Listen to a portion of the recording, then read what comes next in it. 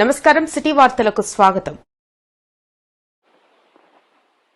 భద్రాద్రి కొత్తగూడెం జిల్లా ఇల్లందు నెంబర్ 2 బస్తీలో గల కృష్ణ భజన మందిరంలో శ్రీకృష్ణాష్టమి మరుసటి రోజు ఉట్టి కొట్టే కార్యక్రమాన్ని ప్రతి సంవత్సరం ఘనంగా నిర్వహిస్తారు. అదే క్రమంలో ఈసారి శ్రీకృష్ణ భజన మందిరం కమిటీ ఆధ్వర్యంలో నిర్వహించిన ఉట్టి కొట్టే కార్యక్రమంను జిల్లా మాజీ గ్రంథాలయ చైర్మన్ మరియు ఇల్లందు మున్సిపల్ చైర్మన్ దమలపాటి వెంకటేశ్వర్లు ప్రారంభించారు. ఈ కార్యక్రమంలో పిల్లలు మరియు పెద్దలు సంతోషంగా పాల్గొని ఉట్టి కొట్టారు.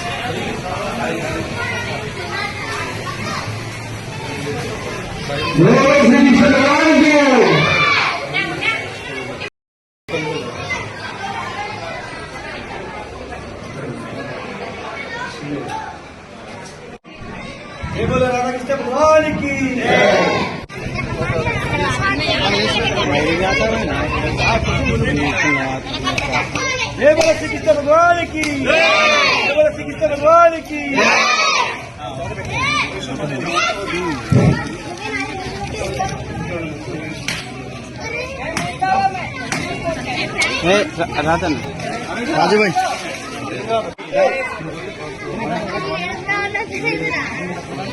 राजू भाई खुद भी देर करना कहाँ आड़े आड़े चाहना बाबू कोदी के उतरे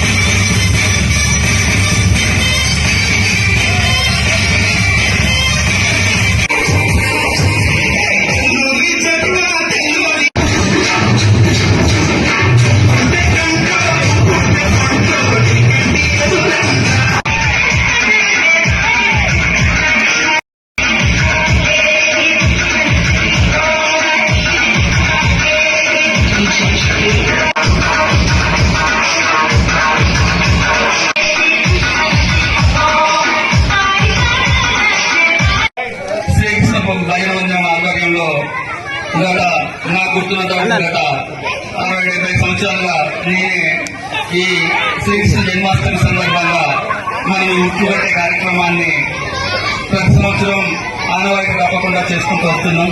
ఈ సందర్భంగా ఈ రోజు కూడా ఈ కార్యక్రమం ఏర్పాటు చేసినటువంటి నిర్వాహకులకు అందరికీ కూడా ఈ సందర్భంగా ధన్యవాదాలు తెలియజేస్తున్నాం. ఎందుకంటే మన పూర్వీకుల నుండి వచ్చిన ఆచార సాంప్రదాయాల్ని కాపాడుకోవాల్సిన బాధ్యత మన అందరి మీద ఉంది. ఈ సందర్భంగా ఈ గుడి ఎక్కడంటే మనకు ఒక ల్యాండ్ మార్క్ అంటాం అనమాట. ఎక్కడికి పోయినా ఎక్కడ జోన్ నెంబర్ ఎక్కడంటే శ్రీకృష్ణ భజన మందిరం. శ్రీకృష్ణ భజన మందిరం అంటే అదొక ల్యాండ్ మార్క్ గా మనకి గత ఈ ఊరు పుట్టినప్పటి నుండి ఉన్న విషయం మన అందరికీ తెలుసు. ఈ సందర్భంగా ఈ రోజు ఈ చిన్నారులు కేరింతల మధ్య మనం ఈ కార్యక్రమం చేసుకోవడం ఆనందదాయకం.